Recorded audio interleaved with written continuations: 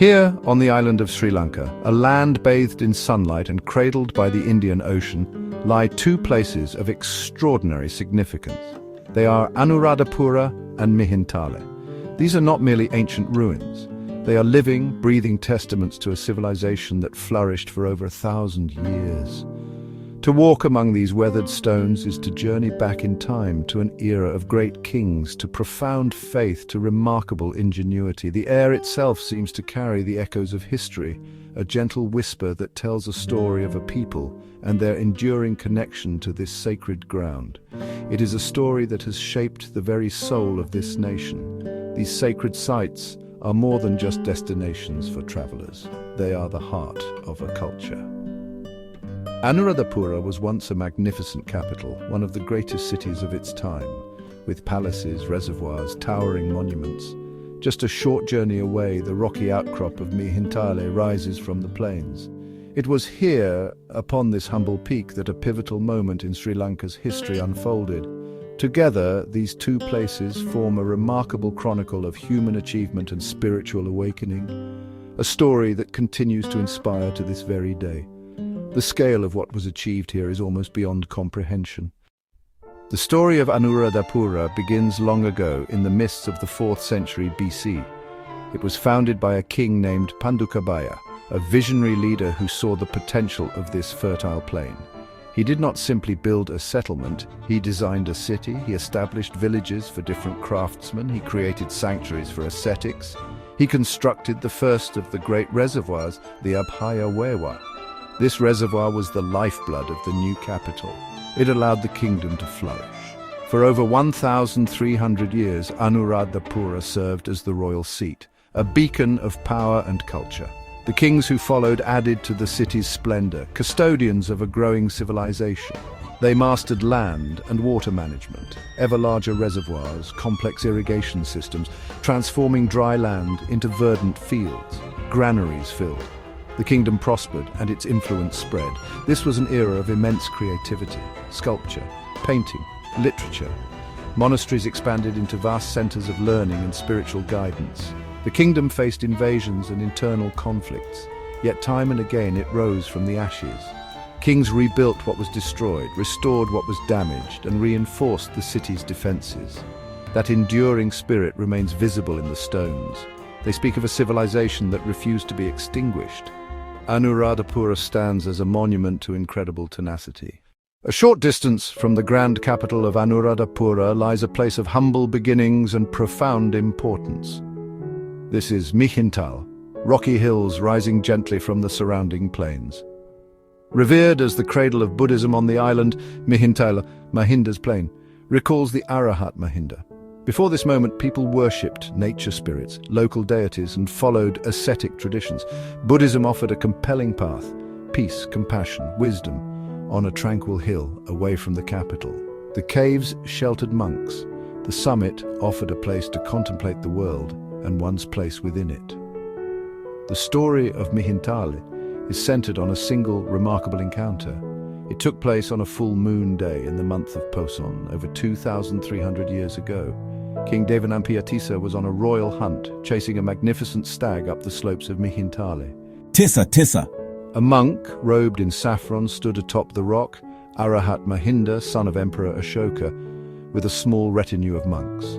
The king, composed, put down his bow and approached. Mahinda did not begin with a complex sermon. He chose a simple riddle about a mango tree. O great king, what is the name of this tree? It is a mango tree. Are there other mango trees besides this one? There are many mango trees. And are there other trees besides these mango trees? Yes, there are many trees that are not mango trees. And are there, besides the other mango trees and those which are not mango trees, any other trees in the world? Venerable sir, there is this mango tree.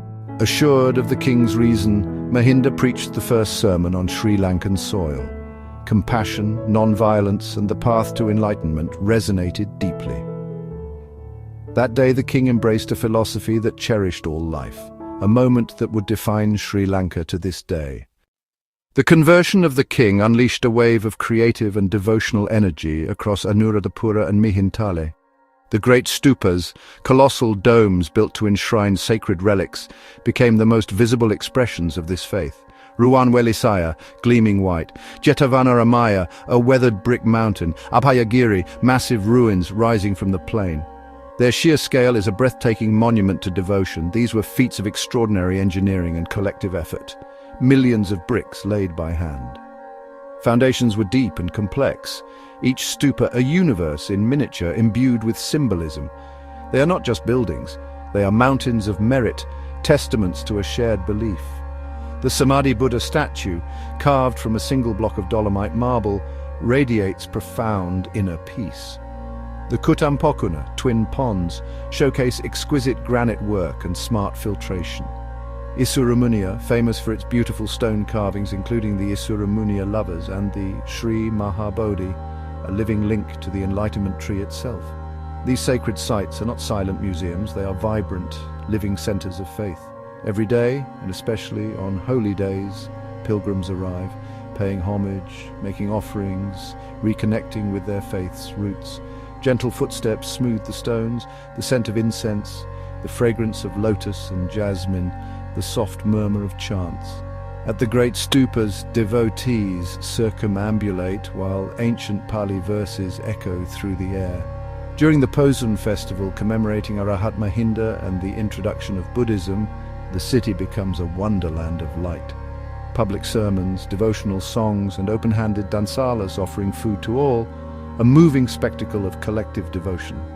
The same simple rituals, a flower, a lamp, a quiet meditation, link worshippers to their ancestors in an unbroken chain of faith. The influence of the great Anuradhapura civilization extends far beyond the ancient city, woven into modern Sri Lankan life.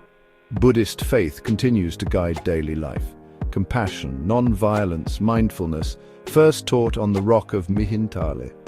These principles shape family and community across the nation. The reservoirs and canals still form the backbone of agriculture in the dry zone. Designed to harmonize with the monsoon, this ancient hydrological wisdom sustains today. Lessons from the past continue to nourish the present. Graceful guardstones and stylized moonstones, once at monastic thresholds, are now icons of Sri Lankan art. Their designs echo through architecture, jewelry, and crafts. Chronicles like the Mahavamsa are still told and read. Customs of hospitality and reverence endure. Anuradhapura and Mihintale symbolize an enlightened civilization in harmony with nature. They built for eternity, not fleeting glory, a permanence still felt today. These sites are a source of immense pride and identity. The beginning of Sri Lanka's Buddhist story. A king lays down his weapons, a powerful empire sends a messenger of wisdom. A peaceful transformation for all time. Compassion for all beings remains as relevant today as ever. Here, wonder and tranquility endure. Their legacy, carved in stone and held in the heart, continues to inspire, a timeless journey into the soul of Sri Lanka.